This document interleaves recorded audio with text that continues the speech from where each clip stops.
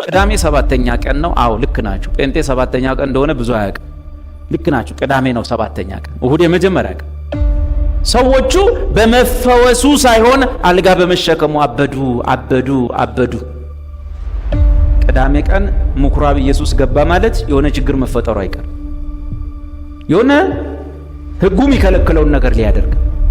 ሃይማኖተኛ ሰው እኮ ጨካኝ እየቀደሱ አፋቸው ነው ለካ የሚቀድሰው። በልባቸው ኢየሱስን አዩት ምኩራብ ውስጥ።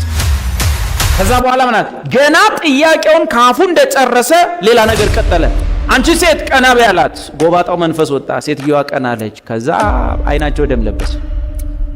አሁን ወደ ምዕራፍ 4 ዋና ሐሳብ ስንመጣ የተሻለ እረፍት መጥቷልና የቅዳሜ ጉዳይ ከጭቅጭቅ ውጭ ወጣ። ምን ማለት ነው? ኢየሱስ በሥጋ የተገለጠ ሰንበት ሆነ። ምዕራፍ 4 ምን መጥቷል? የተሻለ ሰንበት መጥቷል። እረፍት መጥቷል።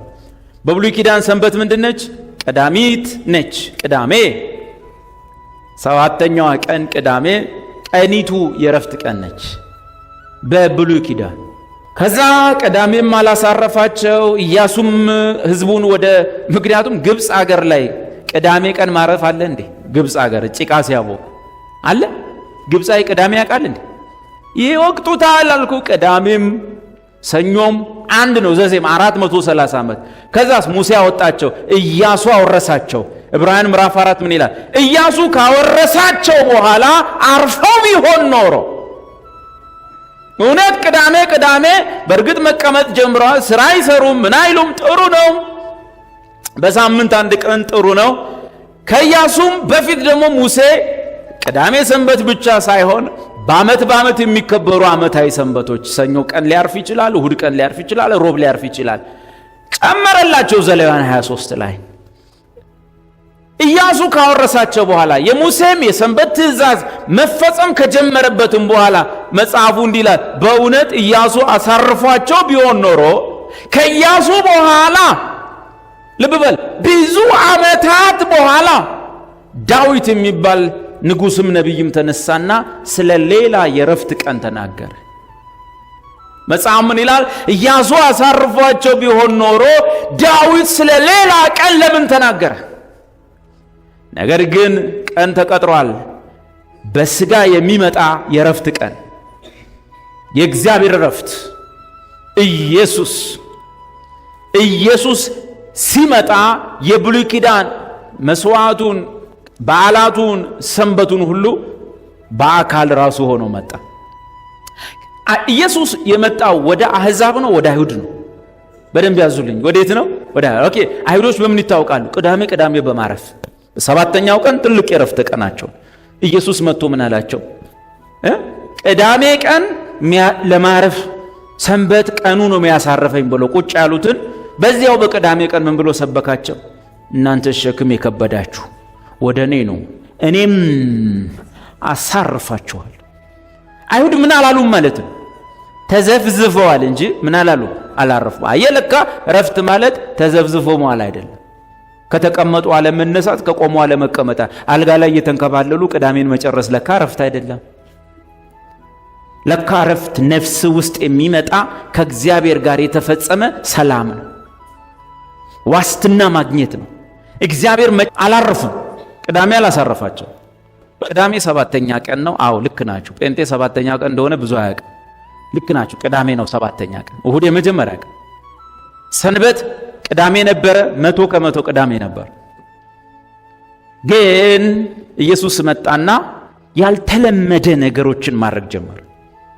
በተለይ ደግሞ ያን ቅዳሜ ቀን እየጠበቀ ትንሽ ስታጠኑ ምን እያደረገ ነው ብላችሁ አትጠራጠሩም? ካልጠፋ ቀን ምንድነው? ቅዳሜን እየጠበቀ በሙሴ ሕግ የተከለከለውን ነገር የሚያደርገው። በሙሴ ጊዜ አንድ ሰውዬ እንጨት ጭራሮ ስለሰበረ በድንጋይ ተወግሮ ተገድሏል። ያውም እግዚአብሔርን ጠይቆ እግዚአብሔር ሆይ ሰውየው ጭራሮ ለቀመ፣ ቂጣ ጋግሮ ልጆቹን ሊያበላ እና እንዴት ላርገው? ይኸው በሰንበት በቅዳሜ ነው የለቀመው። አውጣውና ሕዝብ ሁሉ እያየ ወግረ ገደለው። ሕዝብ ሁሉ ድንጋይ በኪሱ ይዞ ሄደ፣ ቀጥቅጦ ገደለው። ሰውየው ልጆቹ እያለቀሱ ይሄ እግዚአብሔር በስጋ መጥቶ በዚያን ቀን ላይ ምንድነው ይሄ እንደ ሰበዝ መስበር እኮ አይደለም፣ አልጋ ማሸከም ጀመረ። አልጋ ማሸከም ጠብቆ ካልጠፋ ዓርብ ካልጠፋ ሰኞ ጠብቆ ቅዳሜ ቀን ይጠብቅና ሰባተኛዋ ቀን ላይ ምን አለ ሽባ ነው ስንቱን ዝም ብለህ ተነሳና ተመላለስ ያለ ጌታ ምን አለ የቅዳሜ ቀንም ተነሳና ተመላለስ ቢል ሆነ ብሎ ተነሳና አልጋህን ተሸክመ ሄድ። አየ ነገር ፍለጋ መልእክት አለው። ሰዎቹ በመፈወሱ ሳይሆን አልጋ በመሸከሙ አበዱ አበዱ አበዱ አበዱ። እንዴት በሰንበት አልጋህን ተሸክመ ትሄዳለህ? ሰውየው ምን አለ? እኔ ምን አውቃለሁ የፈወሰኝ እሱ አልጋህን ተሸክመ ሄዳለህ። እኔ ምን አውቃለሁ እሱ ነው እሱ። ዮሐንስ ወንጌል ምን ይላል መሰላችሁ? ሰንበትን ስለ ሻረ ብቻ አይደለም። ዮሐንስ 17 ላይ ራሱን ከእግዚአብሔር ጋር አስተካክሎ አባቴ ነው ስላለ ሊወግሩት ደግሞ ፈለጉ። ተጨማሪ መረጃ ተገኘ ማለት እየሰማችሁ ሰንበት እየጠበቀ በሰንበት ምኩራብ ገባ። ጎባጣ መንፈስ ያለባት ሴትዮ ነበረች። ኢየሱስ ሰዎቹ እየቀደሱ የሚገርሙ እኮ ናቸው። ሃይማኖተኛ ሰው እኮ ጨካኝ እየቀደሱ አፋቸውን ለካ የሚቀድሰው በልባቸው ኢየሱስን አዩት ምኩራብ ውስጥ። ቅዳሜ ቀን ምኩራብ ኢየሱስ ገባ ማለት የሆነ ችግር መፈጠሩ አይቀር፣ የሆነ ሕጉ የሚከለክለውን ነገር ሊያደርግ። ከዛ ቄሱ እየቀደሱ ዛሬ ምን ሊያደርግ ነው በልባቸው የሆቫ ያህዌ ኤሎሂም ህዝቡ አሜን። ግን ቄሱ የሚገርም ያ ሁሉ ቄስ የሆቫ ያሉ እንዲህ ነው የሚያዩት ወደ ኢየሱስ። ምን ሊሰራ ነው ሰው? መጽሐፍ እንደምታውቃላችሁ በልባቸው ያለውን አውቆ ቆይ ሰዎቹ እየቀደሱ ነው። ከውጭ የሚሰማው ድምፅ ምንድነው? አሜን አሜን። ኢየሱስ ግን በልባቸው ውስጥ ሌላ ጩኸት እንዳለ አወቀ። ምን የሚል ጩኸት ነው የሚሰማው በልባቸው ውስጥ? ምን ሊሰራ ነው የመጣው ዛሬ? ከዛ ቅዳሴውን አቋረጣ። በነገራችን ላይ አለ ቅዳሴ ያቆመው ሰሙት። ምን አለ? በሰንበት ሰው መፈወስ ተፈቅዷልን? ይሄን ነበር እነሱ በልባቸው። ዛሬ ደግሞ ምን ሊያደርግ ነው ያለ። በሰንበት ሰው ሲያፈጡ መልስ አልፈለገም ከነሱ። በሰንበት ሰውን መፈወስ ተፈቅዷልን አለና አዎም አይደለምም ተፈቅዷልም አልተፈቀደም ከነሱ መስማት አይፈልግም። ስለ ሰንበት ለሱ ማንም አይነግረው። ከዛ በኋላ ማለት ገና ጥያቄውን ካፉ እንደጨረሰ ሌላ ነገር ቀጠለ። አንቺ ሴት ቀና በይ አላት። ጎባጣው መንፈስ ወጣ። ሴትዮዋ ቀና አለች። ከዛ አይናቸው ደም ለበሰ። ሲናደዱ ሲያይ ቄሱ ደግሞ በቀደም በጋቸው በገስተው ጉድጓድ ገብቶ ቅዳሜ ቀን ማንንም አይተው በበግማ ቀልድ የለም ብለው አውጥተው ነበር። ቄሱ ልብ በል አባ ዲያቆኑ ደግሞ በዛ በኩል የሆነ ከብት እንደዚሁ ገብቶበት እንስሳ ገብቶበት ጎትቶ አውጥቷል። ኢየሱስ ይሄን ሁሉም በሚያውቀው ዕውቀቱ ያውቃል። ከዛ ምን አላችሁ? ከናንተ መካከል እንደው ካልጠፋ ምሳሌ ይሄን የተጠቀመው እዛ ሰው ቢኖር ነው። ከናንተ መካከል በሰንበት እንስሳ ወይም ከብቱ ጉድጓድ ቢገባ የማያወጣው ማን ነው አለ። እርግጠኛ ነኝ የሆኑ ሰውዬ አሉ እዛ ከተቃዋሚዎች ውስጥ እኔ አላወጣም ቢሉ እርሶ አያወጡም። የካቲት 16 ከቀኑ 8 ሰዓት ይላቸዋል። ላለመዋረድ ዝም መልስ የለም። እና ይቺ የአብርሃም ልጅ ሆና እናንተ እርሶ በጎን ጎትተው ያወጣሉ። ይቺ የአብርሃም ልጅ ሆና ከብዙ ዘመን ጀምሮ በጎባጣ መንፈስ ሆና ስትሰቃይ እንኪያስ በሰንበት መልካም መስራት ተፈቅዷል አለ። አንድ ስቴፕ ገላገለን። እግዚአብሔር ይመስገን። በሰንበት ትምህርት ቤት መማር ይቻላል። መልካም ነገር ተፈቅዷል። ፈተና መፈተን ይቻላል። መልካም ነገር ሁሉ ተፈቅዷል። አሁን ወደ ምዕራፍ 4 ዋና ሐሳብ ስንመጣ የተሻለ እረፍት መጥቷልና የቅዳሜ ጉዳይ ከጭቅጭቅ ውጭ ወጣ። ምን ማለት ነው? ኢየሱስ በስጋ የተገለጠ ሰንበት ሆነ። ማንም ሰው ማንም ኃጢአተኛ አይሁድ ብቻ አይደለም አሕዛብ ወደ ኢየሱስ ከመጣ እግዚአብሔር በቅዳሜ አይደለም ያረፈው፣ በኢየሱስ ነው ያረፈው። እናም እንደ እግዚአብሔር አይነት እረፍት ያርፋል። በቅዳሜ የሚያርፍ የአይሁድን እረፍት ያርፋል። በኢየሱስ የሚያርፍ ግን እግዚአብሔር ያረፈውን እውነተኛ እረፍት ያርፋል። ለምሳሌ እግዚአብሔር ፍጥረትን ሁሉ ፈጠረ። ለምን ሰባተኛ ቀን እንዳረፈ ታውቃላችሁ?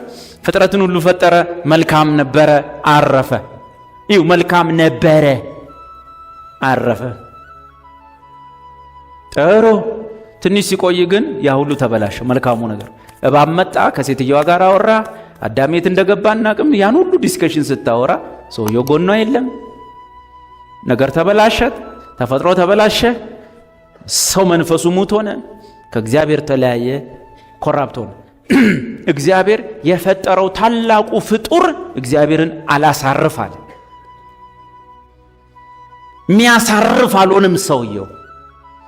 ግን ኢየሱስ በመጣ ጊዜ በታሪክ ለመጀመሪያ ከዛም በኋላ ለመጨረሻ እግዚአብሔር ለልጁ ብቻ ምን አለ? በእርሱ ምን የሚለኝ ደስ የሚል። አይዟችሁ፣ ሰው ሆኖ እግዚአብሔርን ማስደሰት የቻለ ሰው የዛሬ 2000 ዓመት እግዚአብሔር ስላገኘ በዛ እግዚአብሔር ብቻ ሳይሆን በዛ ሰው እኛም እንጽናናለን።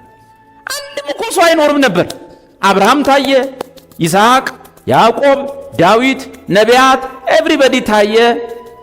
ችግር አለበት ሁሉ። የእግዚአብሔርንም የራሱንም ጨዋታ ይጫወታል ሁሉ።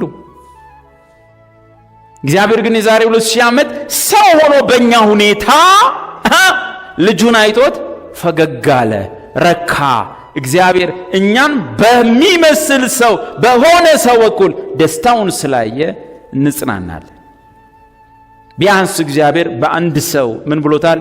ደስ ብሎታል። አፍ አውጥቶ ተናግሯል። እርሱም ልጁ ኢየሱስ ክርስቶስ ነው። ምን አለ? በእርሱ ደስ የሚለኝ የምወደው ልጅ ነው። በጣም መጽሐፍ ቅዱስ ውስጥ ከምወዳቸው ቃላት አንዱ እና ምናልባት ትልቁ ይሄ ነው። አብ ለልጁ ምን ያለው? በእርሱ ምን የሚለኝ? ደስ የሚለኝ። ደስ የሚለኝ ገብቷቸዋል? አብ ምን ብሎታል ማለት ነው? ምን ብሎታል ማለት? ደስ ብሎታል ማለት። እንዴ አብ ደስ ሲለው ምን ይሰማቸዋል?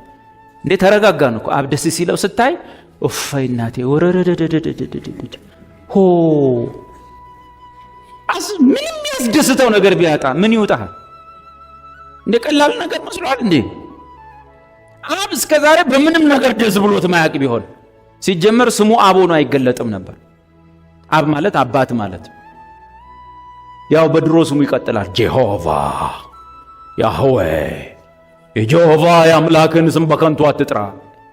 አሁን ግን የጌታን ስም የምጠራ ይድናል ነው። ጥራ ነው እንግዲህ። አሁን ማን ይጠራል? ያኔ በሰባተኛ ወር በዓመት አንዴ እኮ ነው ጄሆቫ የሚለው ስም የሚጠራው። በዓመት አንዴ የሰባተኛ ወር የባለ አስተርእዮ ቀን ላይ ያን ቀን ላይ ሊቀ ካህናቱ ብቻ ጄሆቫ የሚለውን ስም ይጠራል። እንደዚህ እንደ ሰፈር ሰዎች አይደለም። እሱ ይሄ ጄሆቫ ዊትነስ ምናምን የሚለው ምን እንደሆነ አላውቅም። እሱ እኔ የእስራኤልን አምላክ ነው የምለው የመጽሐፍ ቅዱስም። በእኛ እግዚአብሔር በዕብራይስጥ ጄሆቫ የተባለ ከባድ ነገር ነበር። ግን በምን መጣ? በሰውነት መጣ። አሁን እንደውም ጭራሽ ምን ይባላል? ለምሳሌ ሐናንያ ሳውልን ምን አለው? ለምን ትዘገያለህ? ስሙን ጥራ። ጭራሽ ስሙን ለመጥራት ምን አትበል፣ አትዘግይ ተባለ ማለት ነው። ምን መጥቷል? እረፍት። ወደ ኢየሱስ የመጣ ሁሉ ማን ያረፈውን አይነት እረፍት ያርፋል? እግዚአብሔር ያረፈውን አይነት እረፍት ያርፋል። እውነተኛ እረፍት ያለው በቅዳሜ ሳይሆን በምንድን ነው? በኢየሱስ ነው። ስለዚህ ውጤት በእርግጥ 16 ሁላችሁም በቃላችሁ ታውቁታላችሁ። ምን ይላል? ከእንግዲህ ይሄ በመብል በመጠጥ ዛሬ ሮብ ነው አትብላ፣ ነገ ሐሙስ ነው ብላ፣ ይሄ ወተት ነው ይሄ ሻይ ነው። እንግዲህ በመብል ወይም በመጠጥ ወይም ስለ ወር መባቻ ወይም ስለ ሰንበት ማንም አይፍረድባችሁ። አንተ አታከብሩም እንዴ? ቅዳሜ ቅዳሜ ማንም ይመጡና እዚህ ይሄ አሁን ያለው ቆላሲስ ላይ ነው። አሕዛብ ናቸው፣ ቅዳሜ አያውቁ ምን አያውቁ። ይመጡና አይሁዳዎች እናንተ ክርስቲያኖች ሰንበት አታከብሩም አይደል ይሏቸዋል። ቆላሲስ ምን ጭልጥ ያለ አሕዛብ ነው፣ ምን ያውቃል? ቅዳሜና ሰኞን አይለየ እና በዚህ በማክበር ጉዳይ እየመጡ ይተቿቸዋል። ጳውሎስ ምን አለ? ለምን አላከበራችሁም ብሎ ማንም ሰው አይፍረድባችሁ። ያው ቃል እስቲ ምን ይላል? ስለዚህ በምትበሉትና በምትጠጡት ነገር ምክንያት ወይም ሰንበትን በዓላትንና የወር መግቢያ የሆነውን ቀን አላከበራችሁም በማለት ማንም ሰው ሊወቅሳችሁ አይገባም። እነዚህ ነገሮችን አታከብሩም እንዴ አላከበራችሁም ብሎ ማንም ሰው ሊወቅሳችሁ አይገባም። እንግዲህ በምትበሉት ሆነ በምትጠጡት ወይም በዓልን ወይም መራቻን ሰንበትን በማክበር ነገር ማንም አይፍረድባችሁ። እሺ ቀጥል። እነዚህ ሊመጡ ላሉ ነገሮች ምንድናቸው? ጥላ ናቸው ነው። ኦኬ ስለ ጥላ ካላከበርኩ ብሎ ማንም አይፍረድብን። አካሉ ማን ነው? አቤት ማን መጣ? አካሉ መጥቷል። አካሉ ከመጣ ጥላው ምን ያደርጋል? ቅዳሜ ጥላ አካሉ ክርስቶስ፣ በዓል ጥላ አካሉ ክርስቶስ፣ ሰንበት ጥላ አካሉ ክርስቶስ። አካሉ ከመጣ በኋላ ሻዶ ላይ ማፍጠጥ ችግር አለ ማለት ነው። ቀጥለው አጉል ትሕትናንና ይሄ በጣም በማክበር ደግሞ ጎበዝ የሆነ ሰው ምን አይነት ነው ባህሪው? አጉል ምን ትሕትና በጣም አንተ ዛሬ በቃ ልነግር አልችልም። እንዴት ዛሬ ሰንበት ነው እንዴት ትፈልጣለህ? አንተ እኮ እየፈለጥክ አርፈሃል። መዝሙር እየዘመርክ ነው እየፈለጥክ አርፈሃል። በዛው ሰዓት ድብን ብትል የት እንደምትሄድ ታውቃለህ። እሱ እኮ የት እንደሚሄድ አያውቅም። ግን በቃ እንደዚህ ነው እንደዚህ ነው። ጌታ ኢየሱስ ራሱ እንዲህ ብሎ ሄዶ ያውቃል? አናጢ እኮ ነው። ጠራቢ ሰው እንዲህ ብሎ አይደል? ሚስማር መላጊያ ሚስማር ወዚ አድርጎ መዶሻ የሚመታ እኮ ነው ጌታ ኢየሱስ የእግዚአብሔር ልጅ። ይቅዝ ያለ ሸዋጅ መንፈስ ነው። አጉል ትሕትናንና ደግሞ የምንን አምልኮ የመላእክትን አምልኮ የሚወድ ማንም ሰው እንዳያደናቅፋችሁ we are Christian እንዲህ የተጨማደደ ሰው እንዳያሰናክል። አንዳንዱ ደግሞ ነጠላውን ያውልቅና እዚህ ኮት አድርጎ ይመጣል። ግን ኮት ውስጥም እንዲሁ ነው። ሰላምን ትበረታለህ። ኧረ ፈታ በሉ። ከኢየሱስም ከሐዋርያቱም አላየንም። ጴጥሮስን የሚያክል ታላቅ ሐዋርያ የመንግሥተ ሰማይ መክፈቻ ቁልፍ ያለው ሰውዬ ምንም ያልተማረ ነው፣ ጨዋ ነው። ታውቃላችሁ መጽሐፍትም ጽፉ። ይህ ሰውዬ እንዴት ትገምተዋለህ? ቆርኔሎስ ስለሚባል ሰው ምን የመሰለ መልአክ ተከሰተ። ቆርኔሎስ እየጸለየ ቆርኔሎስ ሰውዬ አቤት ስምዖን የሚባል ሰው አስጠራ። እሱ ምን ማድረግ እንደሚገባ ይነግራል። ከዛ ቆርኔሎስ ምን እንዳሰበ ታውቃላችሁ? የአይሁድ ቄሶችን ያውቃል፣ ፈሪሳውያንን ያውቃል፣ ሰዱቃንን ያውቃል። ልብሳቸው፣ ቀሚሳቸው፣ ክብራቸው ስንት ቦዲጋርድ እንዳላቸው ምናምን ያውቃልና ይሄማ መልአክ ተከስቶ ይጠራ የተባለ ስምዖን የተባለማ ምን ሊሆን ይችላል? የሳለውን ስል ገምቱ።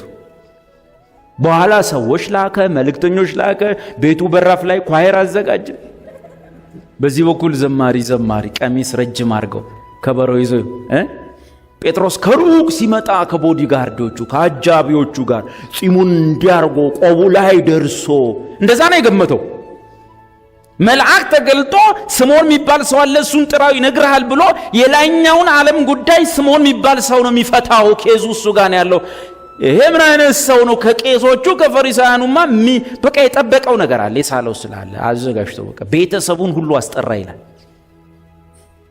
ጴጥሮስ ሲመጣ ደግሞ ቡድኑ ሊዘምር አሁን ትዘጋጃላችሁ፣ የመጣ ነው ትልቅ ሰው መልአክ ተገልጦ የሚመጣ ሰው። መዝሙር ተጠንቶ ባርከኒ አባ ባርከኒ አቡነ ጴጥሮስ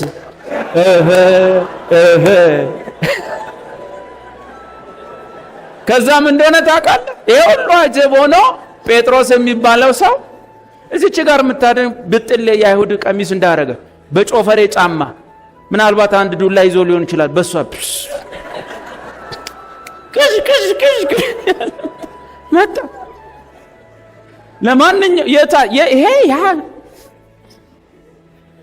ለማንኛውም እንግዲህ መልአክ ተገልጦ ጥራው የተባለ ሰው ተብሎ ለማንኛውም እግሩ ስር ሊወደቅ ብሎ እግሩ ስር ሲወድቅ ጴጥሮስ ምን አለ? አቤት ተነስ፣ እኔም እንዳንተው አይነት ምንድነኝ ሰው ነኝ አትይም እንዴ አለ።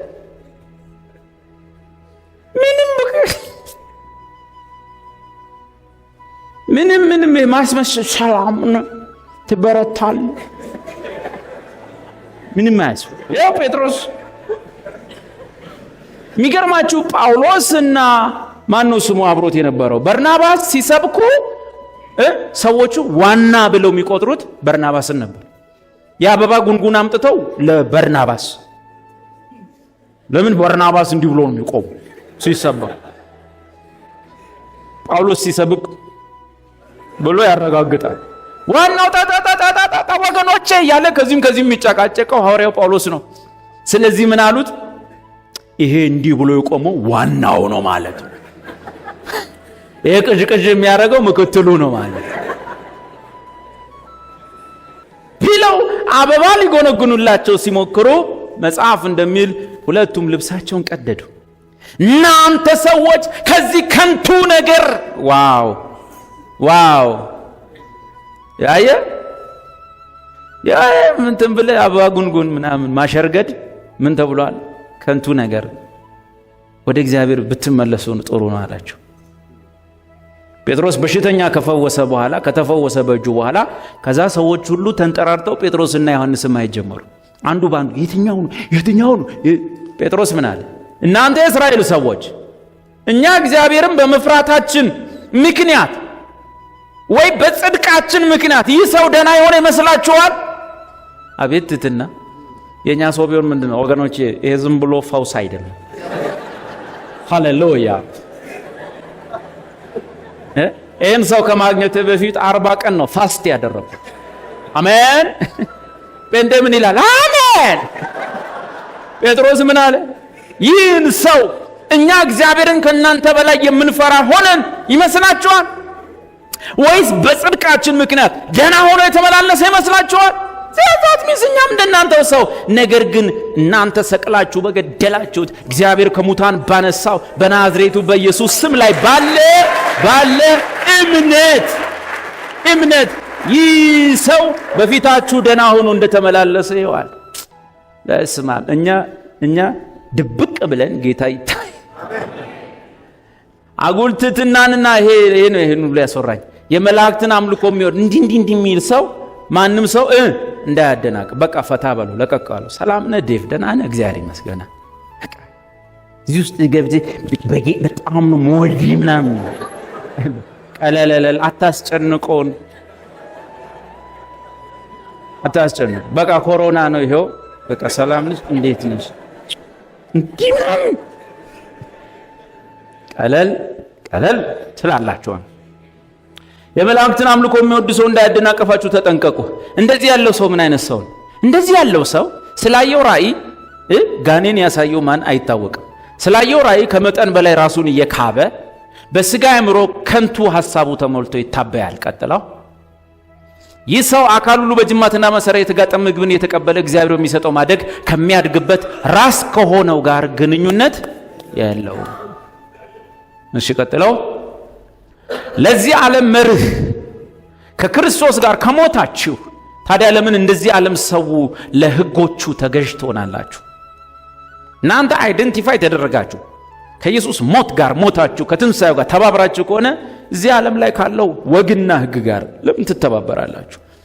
ምንድናቸው እነዚህ ወጎች? ቀጥለው እነዚህ ሁሉ በሰው ትእዛዝና ትምህርት ላይ የተመሰረቱ ስለሆኑ በተግባር ላይ ሲውሉ ጠፊ ናቸው። እነዚህ ነገሮች በገዛ ራስ ላይ ከሚፈጥሩት የአምልኮ ስሜት ምን ይፈጥራሉ? በገዛ ራስ ላይ የአምልኮ ስሜት የሆነ ስፒሪቹዋሊቲ ጎድሊነስ ይሰማሃል። ከአጉል ትሕትናና ሰውነትን ከመጨቆን አንጻር ሰውነትን በቀን ስማ፣ እኔ ይህንን በሕፃንነቴን የጨረስኩት በሕፃንነቴ ገና 10 ቤት ሳልገባ ጀምሮ 10 ቤትን እስከጨርስ ይሄኛው ላይፍ ፈጨኛሽ የ14 የ15 ዓመት ልጅ አልመስልም። ሸምግዬ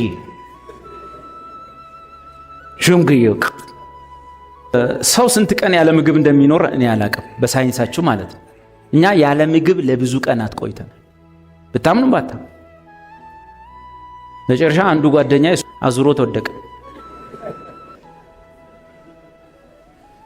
ሲወድቅ ቤት ውስጥ የነበሩ መቃብር ቤት ውስጥ የነበሩ እቃዎች ነበሩ፣ የሆነ እቃዎች፣ ጣሳዎች፣ ሳህኖች ምናምን።